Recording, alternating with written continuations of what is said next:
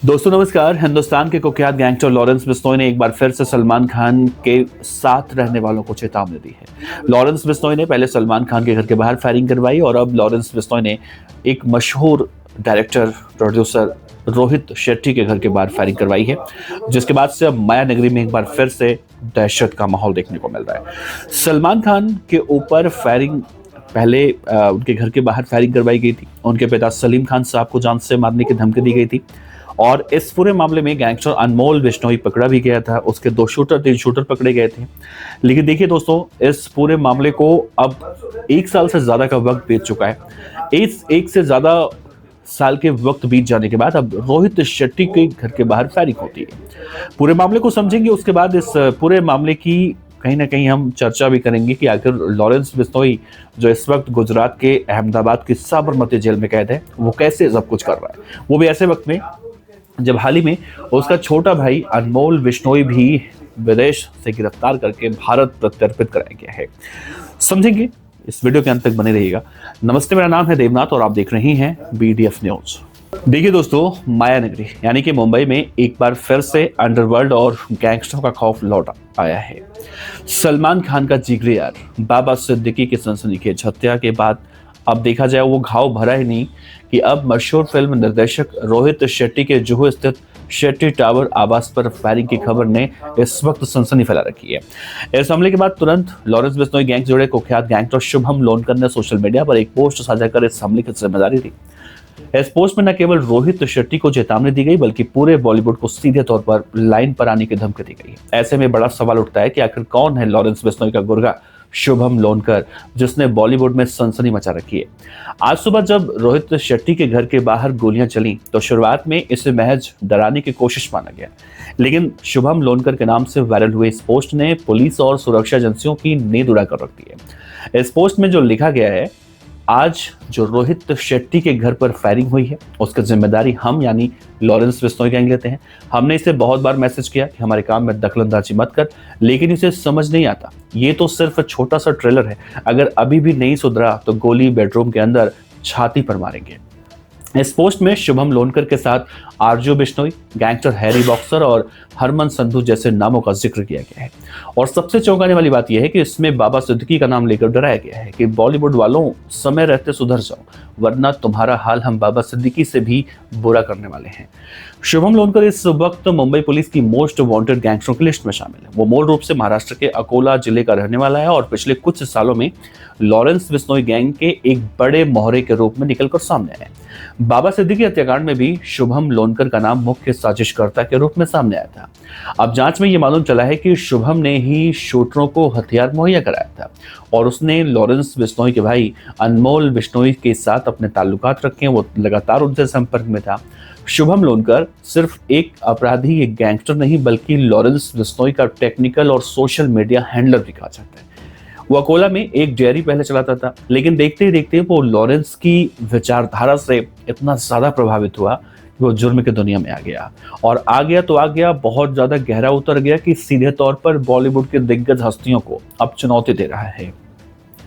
Lawrence Bishnoi gang दरअसल पिछले कुछ वक्त से लगातार बॉलीवुड को अपना निशाना बना रहा है। सलमान खान के बाद अब रोहित शेट्टी को टारगेट करना इस बात का भी संकेत दे रहा है कि ये गैंग अब जबरन वसूली और अपना वर्चस्व स्थापित करने के लिए किसी भी हद तक जा सकते हैं।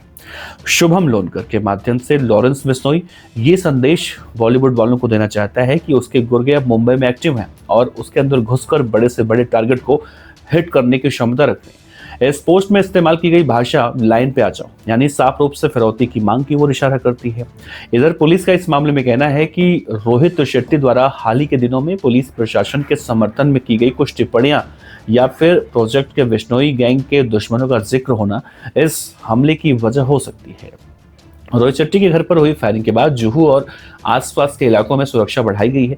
मुंबई क्राइम ब्रांच की कई टीमें इस मामले को लेकर जांच कर रही हैं। पुलिस अब आईपी एड्रेस को ट्रैक कर रही है और ये धमकी भरा पोस्ट इस वक्त साझा किया जा रहा है। डीसीपी स्तर के अधिकारी भी अब लगातार कह रहे हैं कि इस थ्रेट को पूरी गंभीरता से लिया जा रहा है। शुभम लोनकर और उसके साथियों की धरपकड़ के लिए पड़ोसी राज्यों में भी कई टीमें भेजी गई हैं। बॉलीवुड हस्तियों की सुरक्षा की समीक्षा की जा रही है और इस घटना के बाद फिल्म इंडस्ट्री में डर का माहौल पैदा हो चुका है। कई बड़े निर्माता निर्माताओं और निर्देशकों ने भी अपनी सुरक्षा बढ़ाने की मांग की है। बाबा सिद्दीकी जैसे कद्दावर नेता की हत्या के बाद अब एक टॉप डायरेक्टर के घर पर हमला होना इस बात की तरफ इशारा कर रहा है कि गैंगस्टरों का नेटवर्क मुंबई में कितना ज्यादा एक्टिव हो चुका है।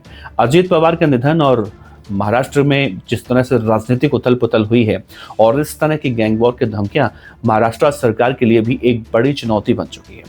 इसमें देखा जाए तो क्या मुंबई पुलिस शुभम लोनकर को गिरफ्तार कर इस खौफ को खत्म कर पाएगी या फिर बिश्नोई गैंग का ये अगला शिकार कोई और होने वाला है? ये सवाल अभी भी पूरी फिल्म इंडस्ट्री को परेशान कर रहा है। बाबा सिद्दीकी की हत्या जब हुई थी, बाबा सिद्दीकी की हत्या के बाद भी इस तरह से तमाम डरने वाली चीजें निकलकर सामने आई थी। उसमें एक के बाद एक कई शूटर पकड़े गए थे। उसमें एक शूटर ऐसा था जिसने उस वक्त लॉरेंस बिश्नोई के कहने पर बाबा सिद्दीकी की हत्या तो की थी, लेकिन बाद में उसे जो लालच दिया गया था, जब वो पूरा नहीं हुआ तो उसने भी आकर लॉरेंस बिश्नोई के खिलाफ बगावत की थी। ऐसे में एक बड़ा सवाल तो ये उठता है कि जो इस वक्त गुजरात के अहमदाबाद की साबरमती जैसे हाईटेक जेल में बंद है, वो लॉरेंस बिश्नोई आखिर वहां बैठकर कैसे ये सब कुछ कर रहा है, जबकि अहमदाबाद की साबरमती जेल प्रशासन इस बात की तरफ इशारा करती है या दावा करती है कि साबरमती जेल में फोन चलाना किसी भी कैदी के लिए उतना ही मुश्किल है जैसे आसमान को जमीन पर लाना। ऐसे में सबसे बड़ा सवाल उठता है कि आखिर फोन अगर लॉरेंस बिश्नोई ऑपरेट नहीं कर पा रहा है तो आखिर इन वारदातों को अंजाम कैसे दिलवा रहा है? दूसरा, ये सबसे बड़ी वजह, इस वक्त उसका छोटा भाई तिहाड़ जेल में बंद है। अगर उसका भाई, जब सिद्धू मूसेवाला की हत्या हुई थी तो लॉरेंस तिहाड़ में कैद था और उसका छोटा भाई विदेश भाग चुका था, तो इस बात की संभावनाएं जताई गई थी कि विदेश में बैठकर उसने लॉजिस्टिक सपोर्ट वगैरह मुहैया करवाया हो।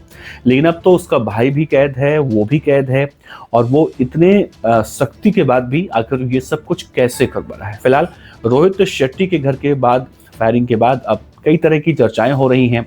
सलमान खान का जिगरी यार कहे जाते हैं रोहित शेट्टी, तो क्या ये इसलिए कर रहा है क्योंकि अभी भोजपुरी फिल्म एक्टर पवन सिंह को भी जान से मारने की धमकी लॉरेंस बिश्नोई ने दी थी और उसने साफ साफ कहा था कि जो भी सलमान खान के साथ रिश्ते रखेगा उन सबको हम मारेंगे। तो क्या उसी लिस्ट में रोहित शेट्टी का नाम है या फिर सिर्फ इसलिए किया जा रहा है क्योंकि अंडरवर्ल्ड की तरह जैसे मुंबई पर कब्जा हुआ करता था, तो क्या लॉरेंस बिश्नोई अब अंडरवर्ल्ड की तरह मुंबई के फिल्म इंडस्ट्री पर अपना कब्जा करना चाहता है? खैर, इस पूरे मामले में भी जांच पड़ताल चल रही है। आगे बहुत सारी कहानियां निकलकर सामने आएंगी। इस पूरे खबर पर अपनी राय रख सकते हैं, अपने विचार रख सकते हैं, और अगर आप पहली बार इस चैनल पर आए हैं तो हमारे चैनल को सब्सक्राइब कर सकते हैं। आपका बहुत बहुत शुक्रिया। नमस्कार।